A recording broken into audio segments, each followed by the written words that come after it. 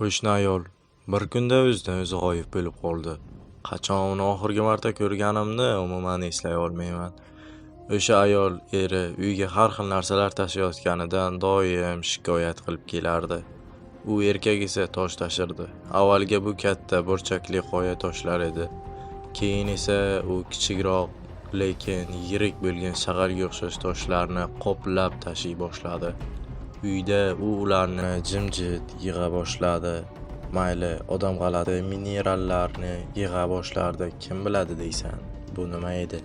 U tinchgina mehnatkash odam edi. Faqat keyingi paytlarda u hammaga salom berishni to'xtatdi va doim nimadir chaynab, qarsillab yuradigan bo'lib qoldi. Bir kuni liftda u bilan to'qnash kelib qoldim. Qo'shni birdan kulib yubordi. "Nima chaynayapsan o'zi?" dedi. Men tushunmadim. Tishlari go'yo qoraygandek edi. Men tushunmadim. "Kir" dedi u kutilmaganda. "Bugun kechqurun o'tiramiz, ichamiz. Men kechki ovqat tayyorlayman. Frikadelli, spagetti. Xuddi italyanlarnikidek." Xotini ketdi. "Yolg'iz zerikarli" dedi. Men ikkilanib qoldim, lekin qiziqish ustun kelib, uni xonasiga kirishni xohlab qoldim. Uning ayolining ismi Malika edi. Biz uni Malika xola deb chaqirar edik. Erining ismi esa Abdulboriy, ya'ni hozirgi qo'shnimning ismi Abdulboriy edi. "Kira qol" deb aytdi. Men esa "Albatta kiraman" dedim no'g'anim. U oyoq kiyimini kiymasdi ham. Xona shunchaki toshdan to'lib ketgan bo'lsa-da, u hech qachon oyoq kiyimini kiymasdi. U "Kir, o'tir" dedi shoshilib. Men esa jimgina o'tirdim. "Hozir tayyor bo'ladi" deb aytdi. Men o'tirdim va atrofga qaradim.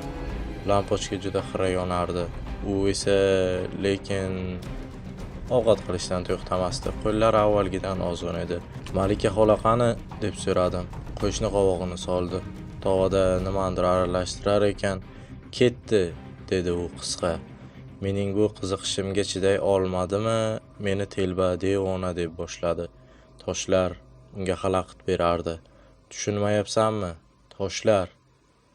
Keyin u stolga kelib shovqin bilan oldimga tovani qo'ydi. "Ol, issig'ida yeb olaylik."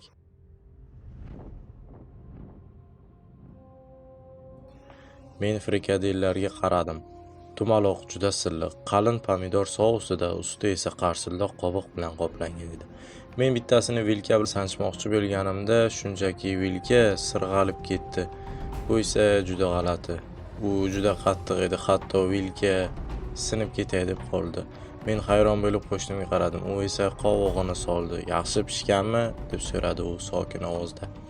Men hali ham frikadellarga qarab turardim. Ichidan go'shtga o'xshamagan nimadir ko'rinib turadi, mayda, silliq, kulrang. Tosh. Ichim muzlab ketdi. "Bu nima?" deb so'radim sokingina. Qo'shni kulib yubordi.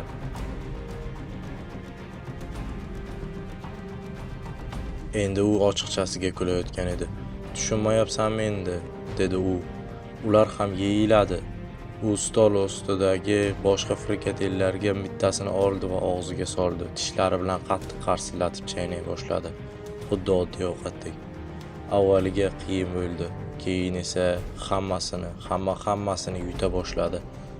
Qiynalsa-da 3-4 talab qo'lini to'ldirib chaynab yeya boshladi.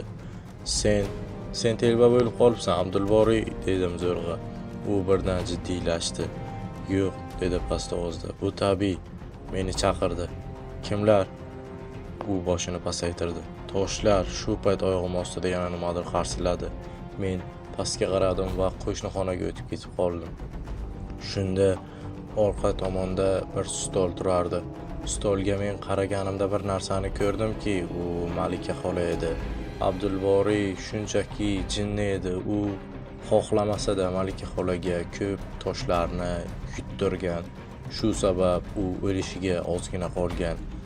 Men juda ham qo'rqdim, nima qilishni bilmadim. Qo'rquv ko'zimdan bilinib turardi. Juda ham hayron qolgandim. Shunda Malika xola menga qarab nimadir demoqchi bo'ldi, ammo men gapiga tushunmadim. Tezda koridor bo'ylab yugurib ketar ekanman, ortimdan Abdulboriy qarab qoldi. Shu voqeadan so'ng shaharni politsiya bosib ketdi. Men sizlarga bir narsa aytmoqchiman. Shunchaki qo'shningiz noma'lum bir nima tashiyotganini ko'rsangiz, unga xalaqit bermang.